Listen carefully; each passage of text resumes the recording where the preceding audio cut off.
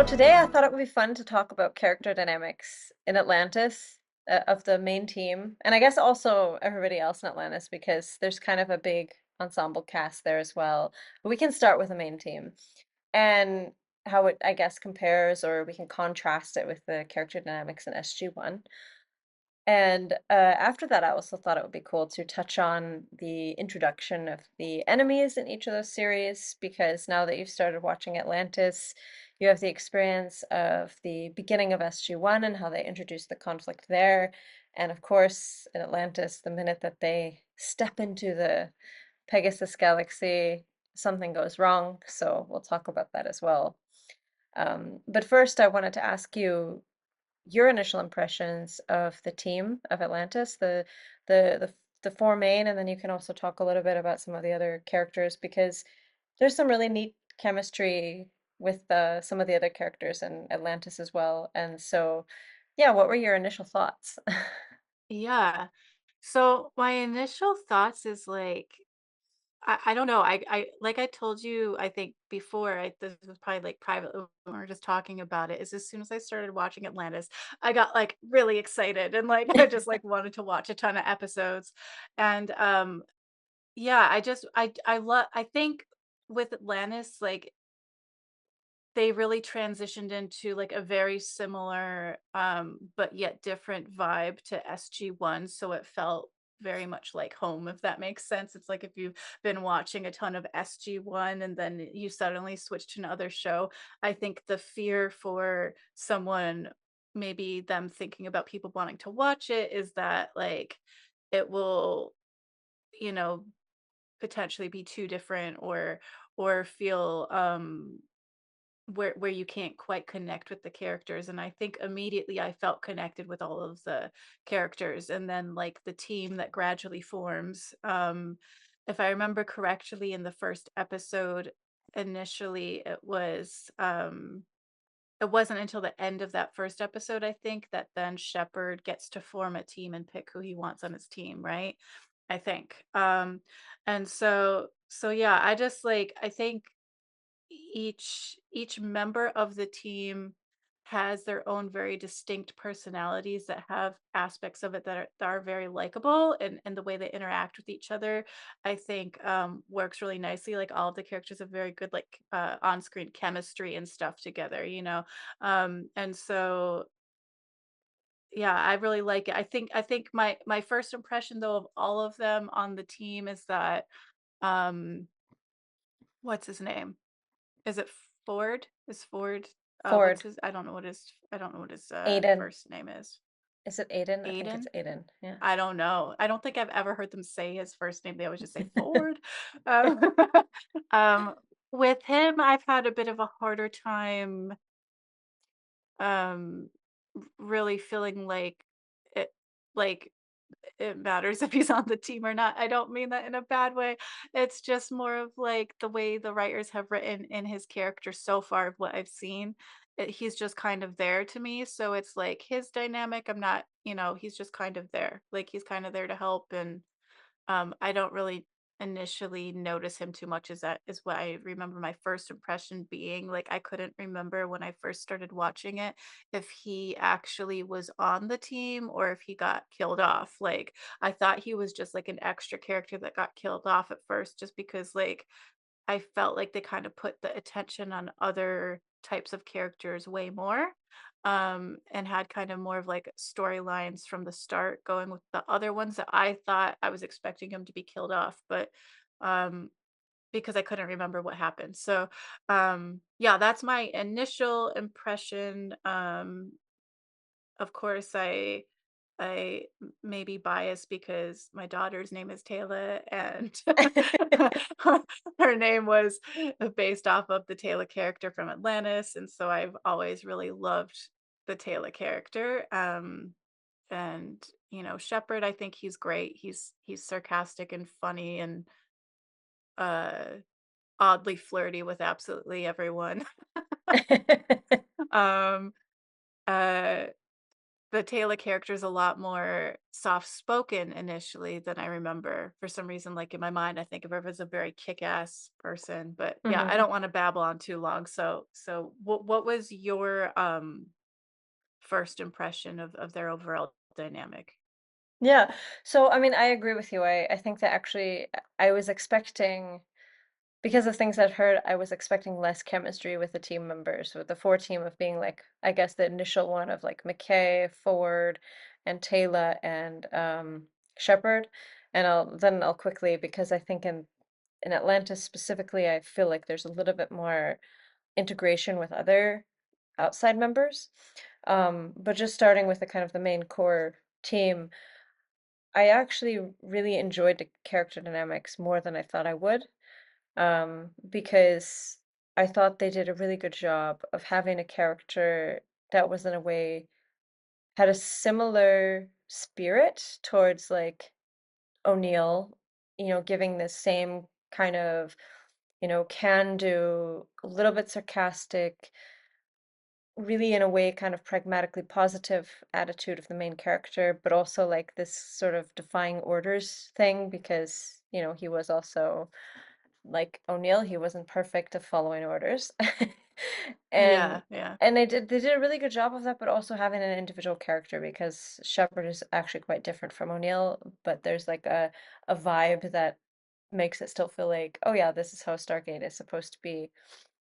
And then I think, of course, like I love his interactions with McKay because this is kind of they have a similar dynamic of like, how like Daniel Jackson O'Neill always kind of bickered, but in a very different way because it's usually like he is the one that something needs to be done, and McKay is always thinking that it can't be done, or like they're expecting the impossible, or he needs food or something. And so they have this, I think they have a really cute like dynamic with each other.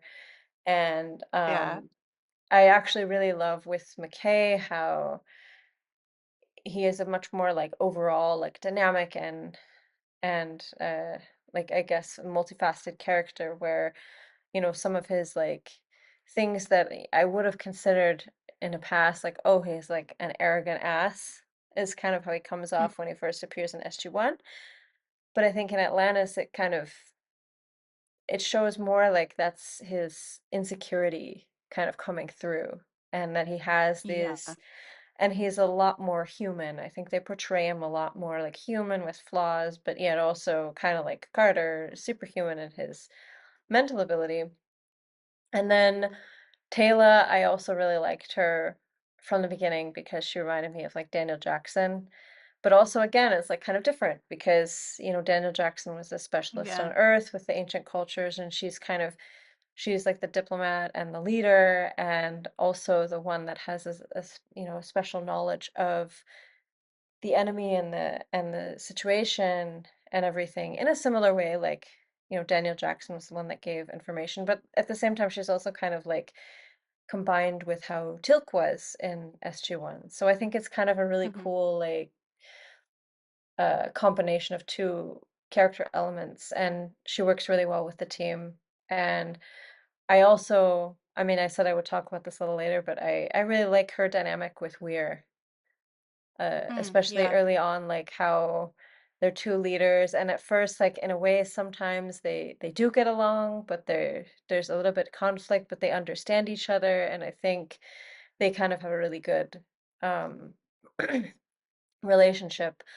I kind of agree with you that I thought Ford was a little bit underdeveloped. I mean, I think he has some moments yeah. where he interacts interestingly with the team or interacts interestingly with, people on the planets. I think probably the one where I can remember the most of Ford is the one where they had the kids around them, and he was kind of, McKay couldn't handle being around the kids, and Ford Oh, is yeah. closer, I think, in age and like vibe. And it also kind of made me feel a little bit sad that they didn't develop more of that aspect of him, because I could have totally seen if they made him like this, more childlike, energetic, one that was also the expert in like weapons and such, that could have been a really cool angle to his character that went kind of Yeah. untapped. Unfortunately, I felt Yeah. like, yeah. Yeah, because I feel like with his character too, I forget, what episode it was. It was one where uh it may have been the one titled Home. Mhm, Yeah, it mhm. may have been the one titled Home where like they think they've went back to Earth, but they haven't. Yes.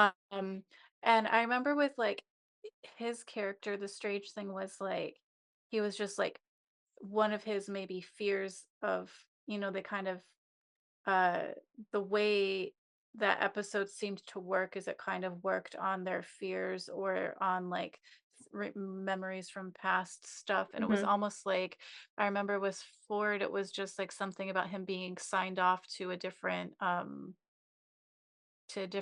place, like he just got signed off with the team, and that was all they really had happen, I think, in that episode Yep. with him. And then that was, like, it. Whereas, like, they had much more of, like, a storyline with Shepard being in the weird, like, massive, like, millionaire style home that he Mhm, never yes. actually had, and, like, this, like, frat house kind of vibe, and, they had think much more going on with McKay or with Weir, and, like, they didn't really, again, have anything going on with Ford Taylor. They kind of had more her kind of traveling along with Shepard, but there was a reason for that because of everything, but that was happening in that episode. But like, yeah, they just don't so far still haven't like, and I'm at where am I? Um, I may have watched Brotherhood, which is episode 15. I think it's either episode 14 or episode 15 where I've Okay. recently finished.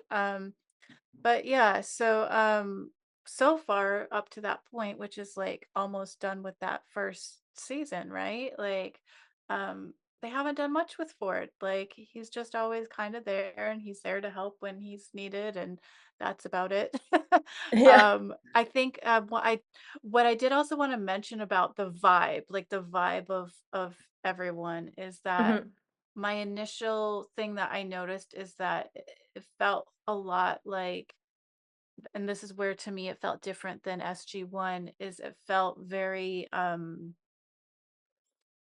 uh a civilian vibe, if that makes sense. It felt less like Yes. military. Yep. It felt less authority, like authority figures. Like even though Weir is like the head of it, Mhm. I feel like they undermine her a lot, and she has struggles in the beginning with trying to get people to listen to her authority at times. And so I feel like it doesn't have I mean, obviously she's not from military, but like it doesn't have that same vibe that SG-1 has in terms of like there's certain authority that, they say no and that means Yep. no, you can't do that.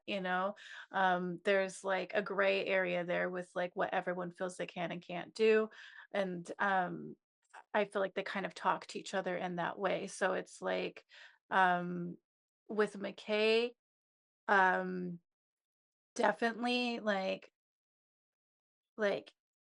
how he was in SG-1 was an ass, like, the few times he was in SG-1, and then once you see him in Atlantis, like you said, you realize why he's like that. You start to realize more the depth of his character, Yep. and seeing his anxieties, and I actually really appreciate how he freaks out because Yes, totally. Yeah. that makes sense. It makes sense, and that's something that you don't see happen often at all in SG-1. A lot of them are cool, calm, collected. Like rarely do they ever like seem like they're on the brink of a panic attack. And he always seems like, these are new things he's experiencing. Normally he's a scientist that sits down doing his sciencey stuff. Like he's Yeah. not normally in these kinds of environments, and it shows, and he reacts in a way that makes sense. He's not suddenly this brave person. And I think what's really cool to see is how, as the season goes on, how his character progresses in terms of maybe his confidence gets a little bit better. He's suddenly wanting to kind of go out there and fight, and it's like a different side of him that starts to come out, like the episode when they find the wraith ship that had been on a different planet where normally it was like a feeding thing, like all they Hmm. had all like Hmm. the humans like trapped in there, and there's that one wraith that survived. And like when Shepard went out to get that wraith, and like he knew Shepard was in trouble, but he was staying with the other scientist guy that had been like attacked by the wraith, like um it's like that's one thing that that scientist guy was saying to him is like, oh, you've changed kind of attitude, and mentioned how, oh, you want to go out and help him, don't you kind of thing. And so I think that's where you start to kind of see a shift in his character, where you start to realize, Totally. oh, he's a little bit braver in terms of like combat situations. Like he freaks out still, but yet then he kind of dials it back and kind of then gradually learns how to handle it, which makes total sense. Like I hate in things when they have people just be super brave from the start, and it's so far away from their their line of work and their typical day, yet suddenly they've just, are out there with a gun killing everyone, like, it's not realistic. So, I Totally. think that's Totally. cool. Yeah. No. And then what do you think of also, like, some of the side characters? Like, oh, I'm terrible with names, like Zelenka, right? I I got that love right? Zelenka. Um, Yeah. Zelenka, and then the Scottish, Dr. doctor, what's Beckett. his name? Dr. Beckett. Yeah. Beckett, yeah, Yeah. yeah, like, I love the 2 of them so much. They stand out to me more than like, what's interesting is, like, you know how, like, before when we were talking about, with SG-1, and we were talking about Dr. Frasier, and, Hmm. how I mentioned how initially in the beginning when I first started watching SG-1, like, I didn't think too much about her character. I feel that that's totally opposite of how I feel with Dr. Beckett. Like, I feel like there's Yes. something about him that I like the emotion, like, I love how that actor gives, like, that character, like, the emotion of him, like, just, like, how he is as a person in the show, like, and I think also, like, I'm a little biased because I live in Scotland. Yeah. And Yeah. I'm like, "Oh, Yeah. cool, it's the Scottish character, yay." And I love the Scottish accent, so I'm just like, "Oh, that's really cool," that they have him there, and then maybe that's part of it too, is their accents, like Zelenka, what is he? He's supposed to be, like, He's from Czech. Czech Republic. Czech Yeah. Czech Republic, yeah. And so, like, his accent is just so cool, and, like, just, like, how he acts, like, how he speaks, like, I just love listening to him speak, it's just, like, fun.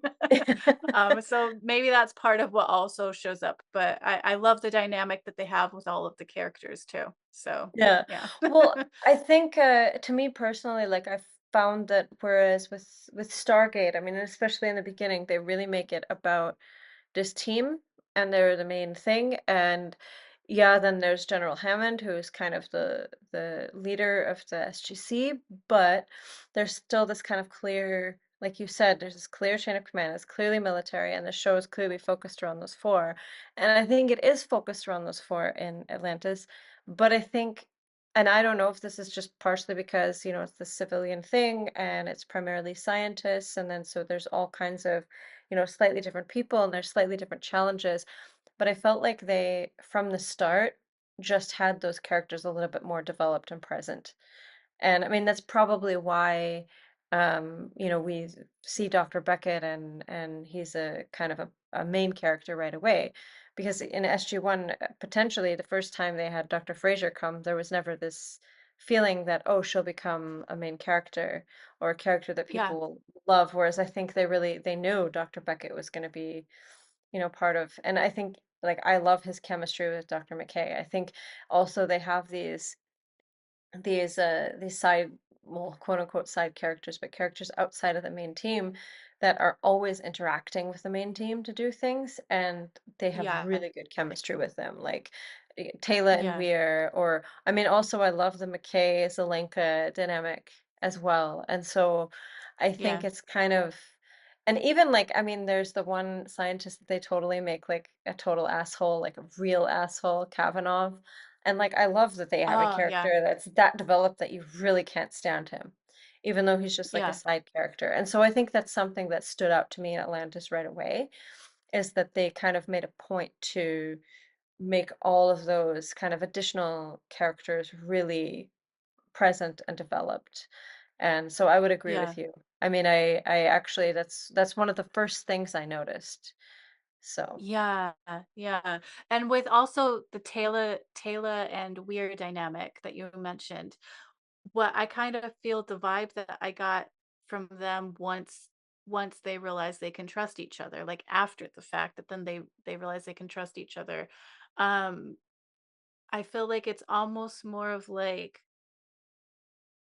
kind of like a friendship or sisterly kind of vibe I get. yep, totally. Like I don't get the vibe of authority, like Weir's like the person she gets like I don't get that authority feeling if that makes sense. It's more of like I feel like sometimes like uh Taylor's there to help Weir realize like, oh, she made the right decision. Like it's Yep, okay, like if something went wrong, like it wasn't her fault or things like that. Like she's kind of there as kind of like an emotional support is kind of how I've seen so far. Like I don't know if that changes. But that's kind of like the vibe is at first like I feel like my memory of the Taylor characters, it's interesting because of me loving that character so much to name my daughter after it, but yeah, I'd only seen the show that one time that for some reason in my mind, like, I was thinking of her as like this very kick-ass character that fights with a stick and does all these cool things, but I forgot about like the really like solid, like empathic kind of emotional side of that character that really stood out to me this time around. yep, And what I also like about her is that she doesn't show off, like, you don't actually know that she can fight with a stick until later totally, on. Like, and it totally. isn't like she's trying to, like, just be like, "Oh, this is what I can do when I battle something," and all this stuff, like, so she has all these, like, hidden talents that I think you don't find out till later on in this season and then later in probably the other seasons and stuff, that you don't realize actually how badass she is. Yeah, You exactly, know, like, exactly.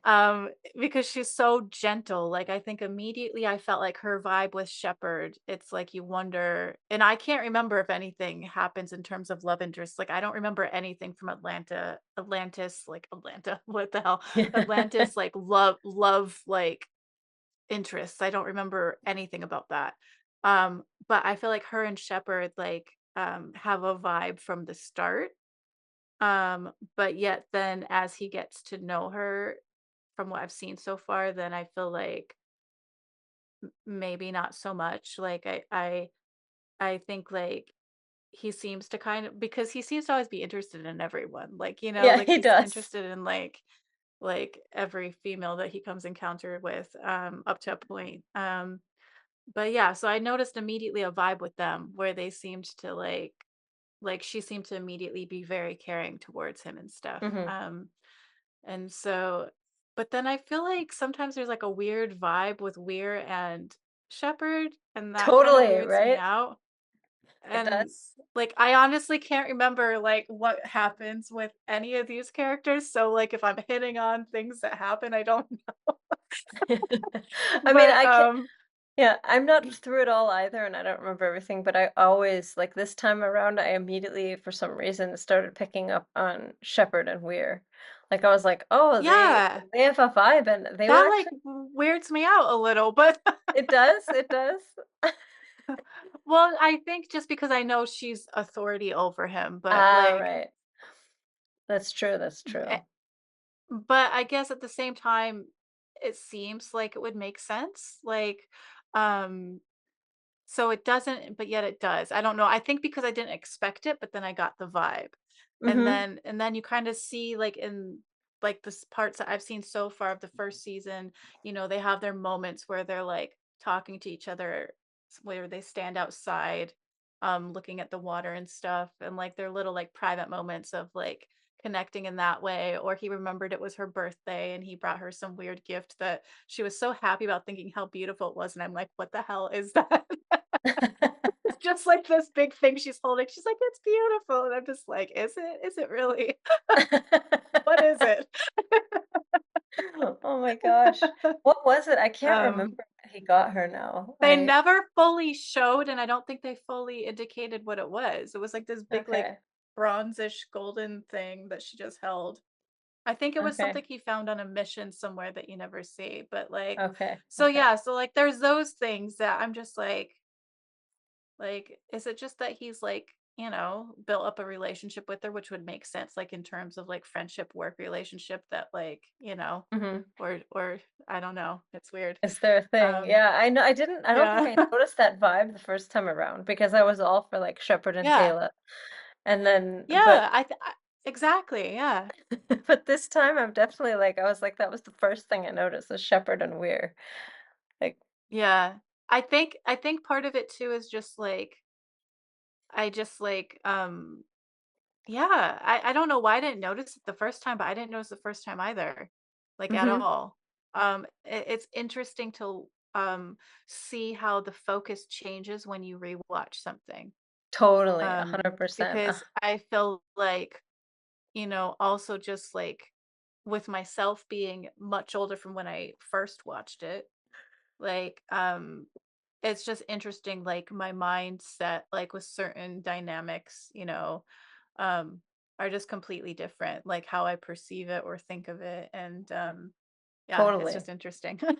Totally. No, I Huh. completely agree. I completely agree. And I mean, I can't say this about Atlantis because I honestly don't remember the end at all. And I don't remember any of the episodes. Like, I'm watching it, I really don't remember a thing because I've only seen it once. But Stargate, it's like Yeah, maybe I don't remember individual episodes, maybe I don't remember some details, but like overall, like the overall kind of general storyline I remember. And so sometimes when you go, like I always find when you go back and you kind of know how it turns out, like, I mean, just the other day, I was like turning on SG-1 like to watch while I was working from the beginning because like I was just kind of having it on the background. I'm like, oh, I'll just turn on from the beginning while I'm working a little bit. And there was something I noticed where I was like, they referenced this thing. You know what it was? Because I think you've been there, so I can say this, is that in episode 1, they refer to the gate room as the embarkation room, right? And actually for the rest of the show, I'm pretty sure they refer to it as the gate room. But in that episode where I think it's like the one where they have to go back in time because of the Shen and the whole like the one where they're all becoming infertile and they have to go yeah. back in time and they like break into the museum to get something. And it's funny because in the museum they're talking about it and they're like, "Oh, it's called the embarkation room." And I think someone says, "Oh, it's actually the gate room." They're like, "No, it's the embarkation room." And I'm like, "Oh, they're referencing the first thing." Like, and I would never have noticed Oh, that. Like, and I wow. only noticed that like that one time because it's like, oh, okay, that was a little tiny little Wow. reference to the beginning.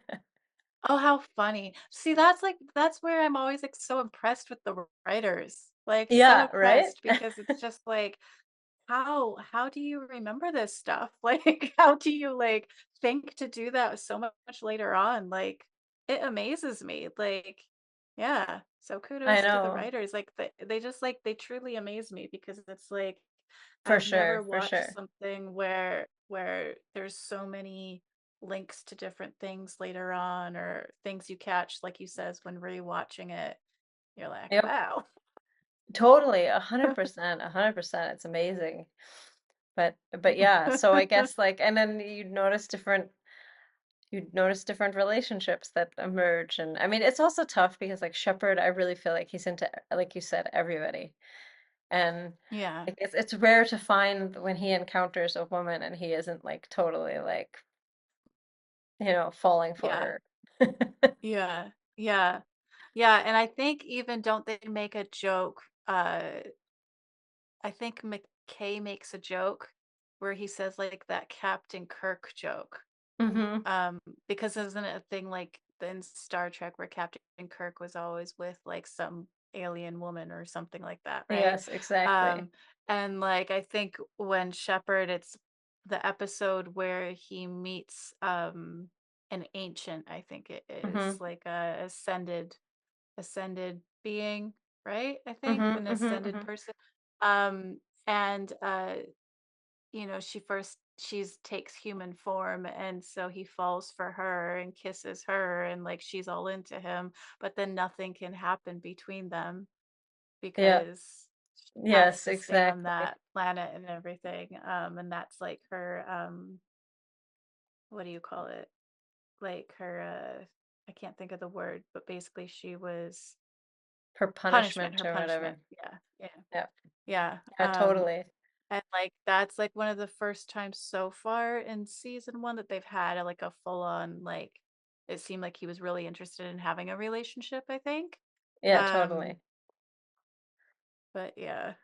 Totally, And then totally. relationship stuff is funny. And then like I recently watched one where McKay like they're on this other planet and like they're trying to find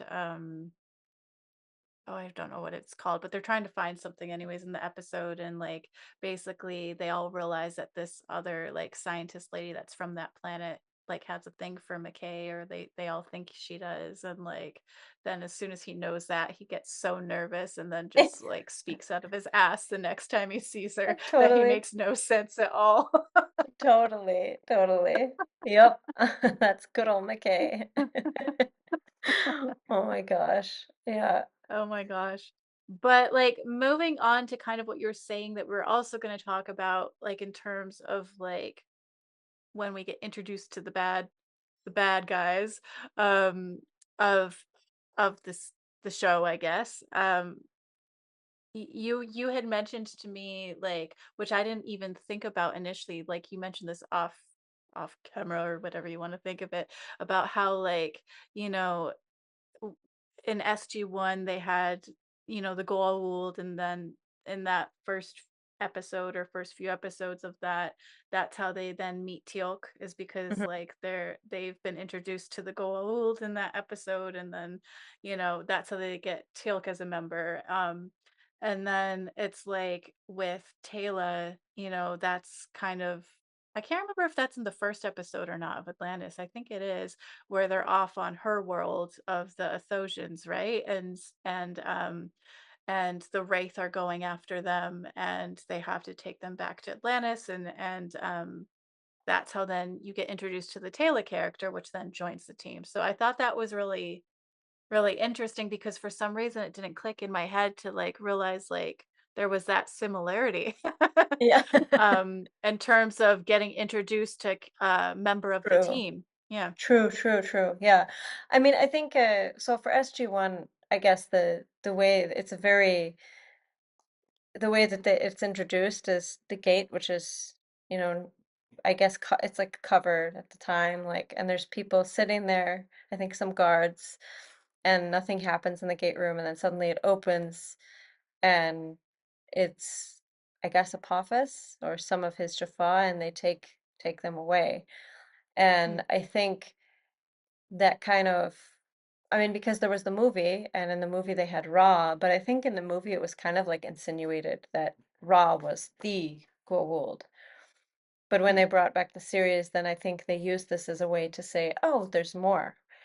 And I thought that was really cool because then it kind of opened the door that there, I mean, sure, it could be Apophis, but there could be plenty of other Goa'uld, and there were, and they were all different. And I mean, some of them were similar to how, like Apophis was kind of similar to Ra in the sense, same Egyptian god, similar kind of aesthetic, similar. Yeah. I mean, the same mythology, obviously, but then they had other ones later that came on that were very different, and I think that they opened the door for that really well.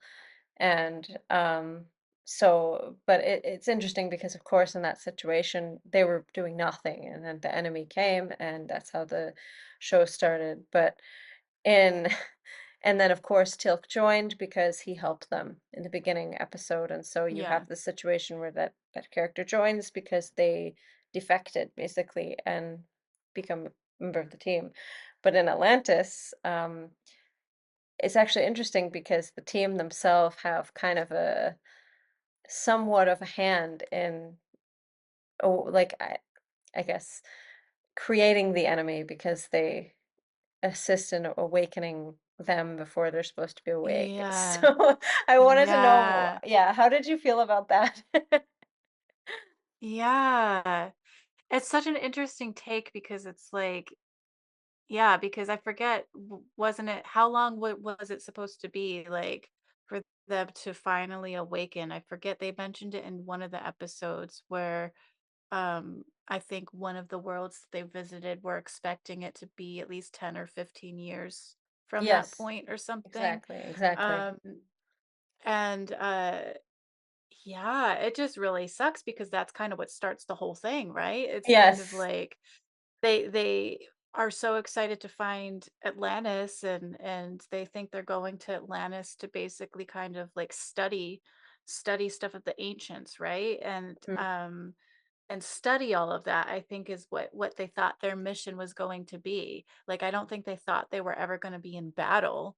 Like, I yeah. think they had the military people there because they know better, but like they know that there's possibilities of things. But I don't think they ever expected maybe to have a team that goes around and travels, through the Stargate and goes to other worlds like SG-1 was doing. I don't think that was necessarily ever the plan. So when you find out about the Wraith and then find out that then they've awoken them, where it's like, and then what's creepy about the Wraith is like, um, when they captured one, and that one was talking to them about how like they're like a patient race or something like that. Like Mhm. they will take their time in order to achieve what like they're wanting to achieve is so creepy to me.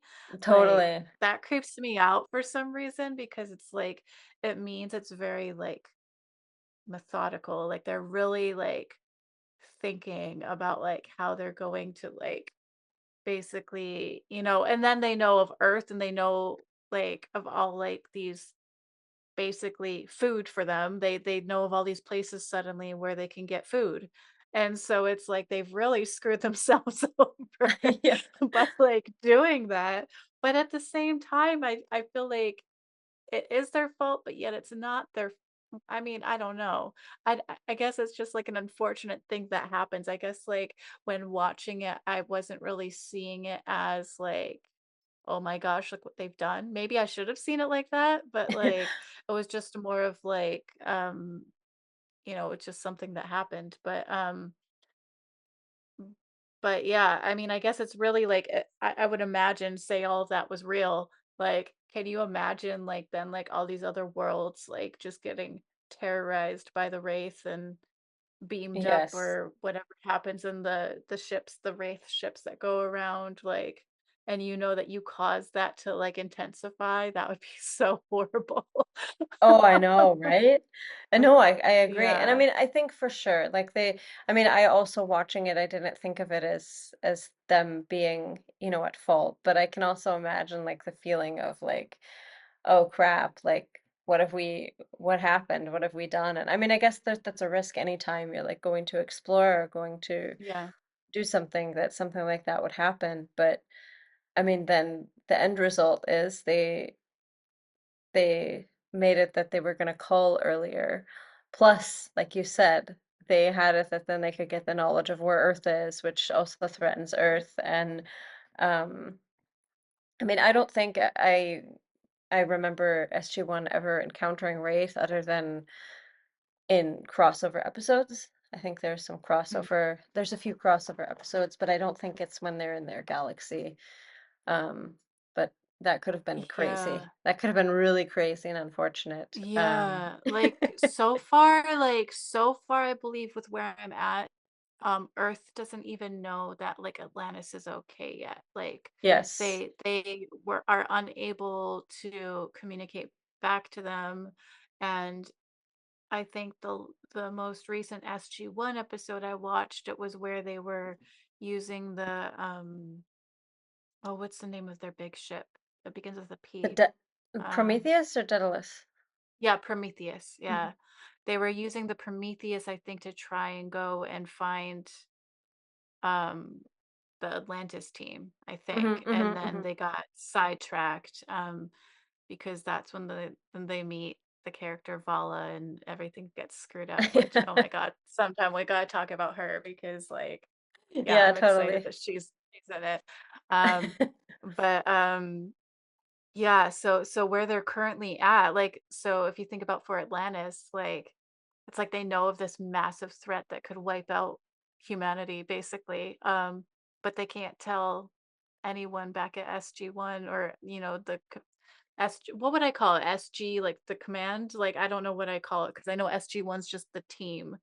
I So think it it's would be like Stargate Command, right? Or exactly. Yes, yeah. exactly. And so they can't get any information back to them, which is kind of weird. Like, if you think about it, like they have this massive, massive threat and all Yes. these new things. And like also like, even like with like stuff that like they've discovered that is good, like or things that they use, like the puddle jumper, like, Yeah. like that's their ship, right? And like that can go invisible and like all these things. And um it's like you later see SG-1 finding one of those, except it's the one that has like a time Hmm. machine thingy in it, finding one of those and not knowing how to use it, and it's like brand new to them. Whereas Yep. like in Atlantis, like they've been using them for a while now at that point, I think. Totally, And totally. so all those things that they can't get the information back to them yet. So I haven't reached the point where obviously at some point SG-1's able to, or they're able to get to them. I don't remember at all how they're eventually able to do that, because I haven't reached that point yet. So But yeah, I mean, it is interesting, and I guess from their perspective, they don't know even if they're all alive or what happened. exactly. Which is Yeah. kind of crazy. Like they Yeah. don't even know if they're okay. And yeah, and I guess I mean, they're okay, but relatively. And I mean, it's interesting because I guess only so many people came, and quite a lot were scientists. So there were some military, but presumably a lot as scientists. And so they clearly, I mean, obviously they knew there could be potential for threats, but they probably Yeah. didn't bank on it being, something worse than anything they've actually, because when you think about it, I mean, I guess I was starting watching it having already seen it and knowing all this information, but just taking it from like where it starts in Atlantis, like probably the Wraith is the worst thing they've ever encountered. And at that point, they probably thought, what could be worse than Anubis? But I actually think Yeah. the Wraith are even more serious than Anubis, Yeah. you know? Yeah. Yeah. Yeah, exactly. Because like if you think about it, with the gold, it's all about like control and like finding a host and like, using that host to their advantage. So that is incredibly torturous in that sense because then they do a lot of horrible things. And then if people try and fight against that, or other races try and fight against that, they usually kill them, right? And there is the element of using the sarcophagus and then torturing them, but which I Mhm, think Ball does a lot. But if you think about the Wraith, like the Wraith are solely out there because that's their food, that's how they survive. Like they're they just like suck the life out of you. And um even if somehow, like with the one scientist that initially was attacked by the Wraith that was on the planet, like they were able to get him away from him, but so he was still alive at first, but he was so much older. Like it kind mhm, of plays on a lot of, I think, human fears, in the sense of it's very, very human for people to fear age and fear getting older. That even if you were to survive a wraith attacking you, like if they got it away from you in time, like it's massively aged everything in your body, that suddenly then like you have all these problems, like um and your youth is taken away. Like that's also just horrible on its own, and so, and then the way they do it, the way, it's like they go through immense pain of like jabbing them in the chest or totally. whatever with like their, and they're also terrifying looking, like they're really scary looking. Whereas with the Goa'uld, it's like the host is just, you know, the host, and a lot of times they're attractive hosts, right? Like it's not scary looking, it's just glowy eyes. Yep. So it's like even just like the visualness Mhm. of it all, like they're very scary looking. But that's why I love them so much. I'm just like, "Oh my gosh, the Wraith are so damn cool." Like like I really have a dream of a makeup artist just one day just wanting to practice their skills and remake a Wraith, and I'll be the person that will happily sit in the chair for hours to be made to look like a Wraith. Like, I would love that so much. I think you'd make an So if awesome there's race. so if there's any, like, makeup artists out there that need to practice their skills and, like, maybe they're practicing how to, put on prosthetics and all of that fun stuff, like, I'm your person. I wanna be a Wraith. You'd be an awesome Wraith, actually, I think. I think totally, 100%. That would be fun. That would be really fun. Oh But my gosh. yeah. No, I think it's really true because I mean the thing is with the gold, you can understand their motivation. And if you can understand their motivation, you can bargain with them. With the Wraith, I mean they literally have one motivation that I mean there's only one way to bargain with them is to offer food.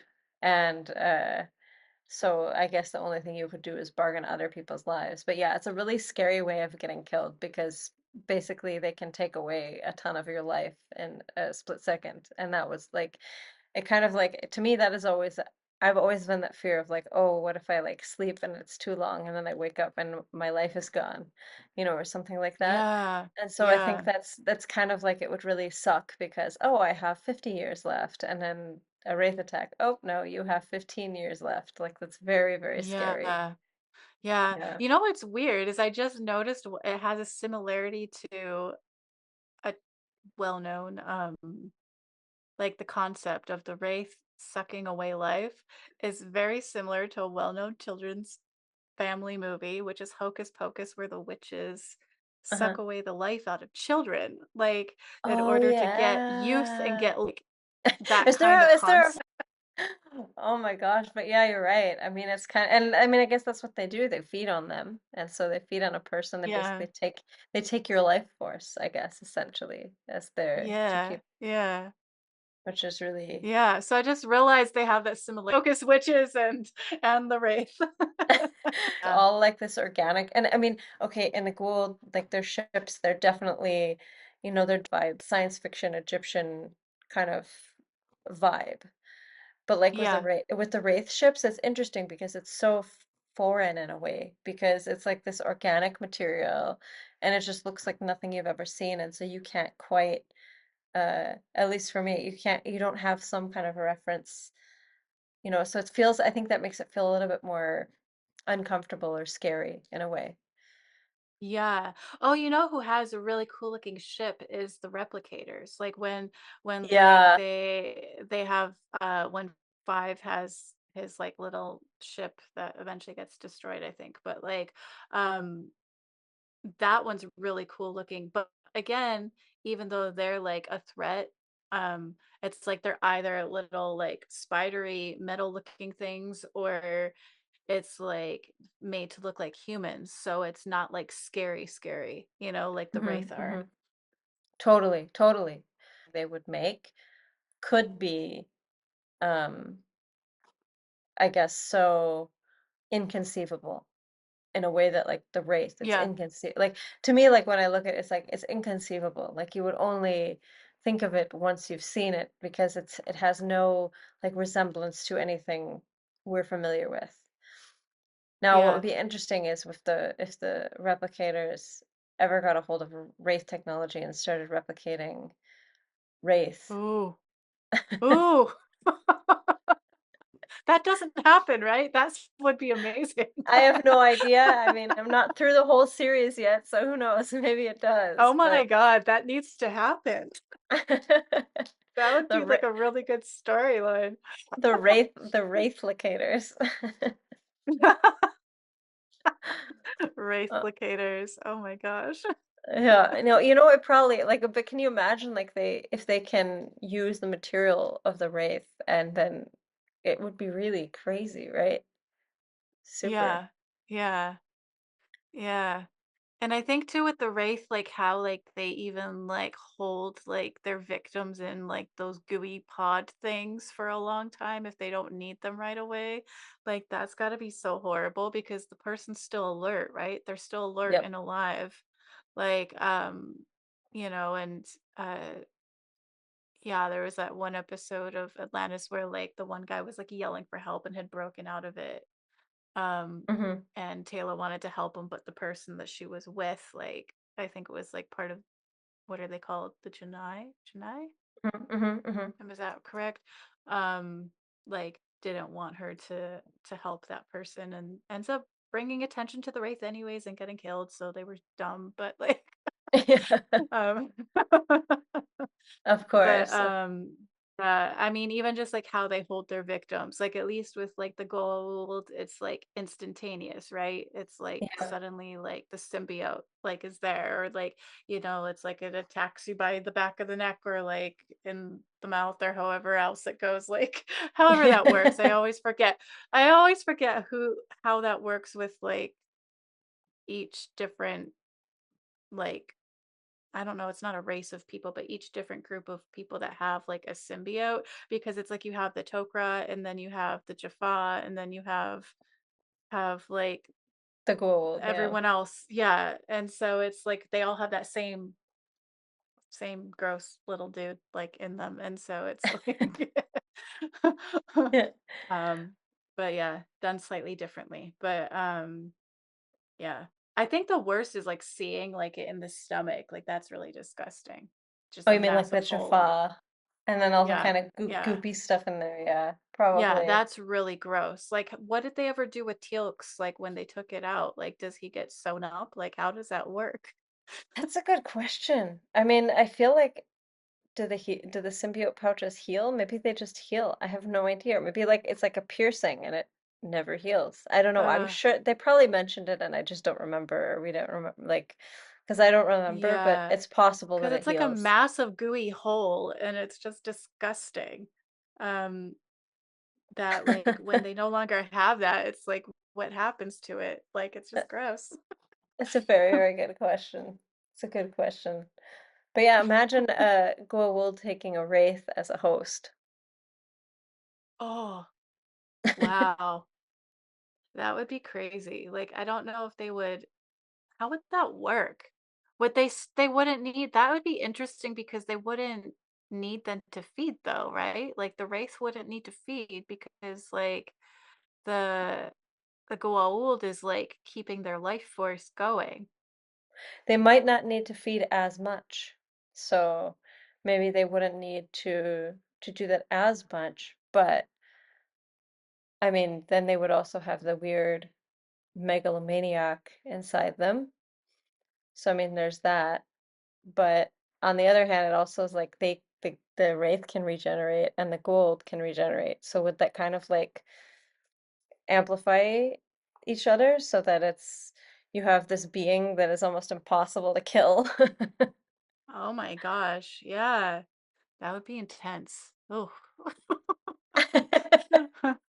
I definitely Oh my have like a God. vague memory of like other things I think being found out about the race that I haven't Yep. yet reached. Like I have a vague memory of that, but I don't remember what. Um, so I know like there's other stuff that I haven't reached yet with that, but yeah, it's Yeah, just really interesting. we'll have to revisit like the Wraith. I think it would be cool to revisit the Wraith as an enemy after, I mean, I guess after we've both seen all of it, because I'm not even through all of Atlantis, and they've started to get a little bit more into more details or I guess subtleties about the Wraith, where I am in Hmm. season 3, but it's not a lot yet, and I'm pretty sure there's Uh, more. yeah, yeah. So it'll be interesting to revisit that. And I mean, I'd be curious to hear from people what they thought, what their initial impressions were in both cases of how like the enemies were introduced and how you felt in both situations, and were you more afraid of the Wraith too? Yeah, and what Yeah. was your overall impression starting to just watch Atlantis? Like how we were talking earlier about like Hmm. our overall impression of their dynamics. together and the separate characters that you're introduced to? Like, did you have any favorites from the start, or was there ones that you didn't like or then grew to like? Like, what are your overall impressions of Atlantis when it first started? So, Yeah, totally. Who has the best chemistry in Atlantis? Yeah. yeah, yeah. Because there's a lot of good like chemistry between members in Atlantis, I think. It's one of the strong points.